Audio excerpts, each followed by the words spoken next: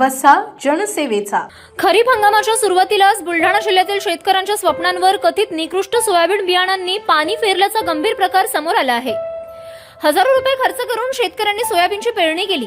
मात्र 15 दिवस उलटूनही अनेक शेतांमध्ये सोयाबीन उगवलेच नसल्याने बळीराजा संतप्त झाला आहे. चिखली तालुक्यात जवळपास 40 हेक्टर क्षेत्रावरील सोयाबीन बियाणे उगवले नसल्याच्या तक्रारी शेतकऱ्यांनी कृषी विभागाकडे केल्या आहेत. या तक्रारींची दखल घेत कृषी विभागाने संबंधित क्षेत्रांमध्ये पंचनामे सुरू केले आहेत. मात्र पंचनाम्यांचे कागद पूर्ण होईपर्यंत शेतकऱ्यांच्या हातातून पेरणीचा हंगाम निसटण्याची भीती निर्माण झाली आहे. चिखली तालुक्यातील वडती येथील शेतकरी गोपाल चिंचोले यांनी दुकानातून महाबीजच्या 8 बॅग सोयाबीन बियाणांची खरेदी करून शेतात पेरणी केली होती. मात्र 15 दिवस उलटूनही अपेक्षित उगवण न झाल्याने त्यांनी तीव्र संताप व्यक्त केला. अखेर पुन्हा नवीन बियाणे खरेदी करून त्यांनी दुबार पेरणीला सुरुवात केली आहे.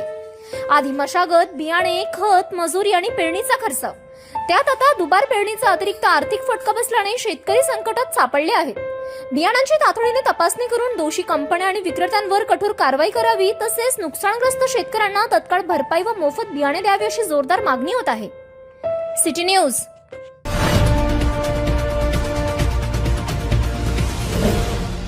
सिटी न्यूज वसा जनसेवेचा.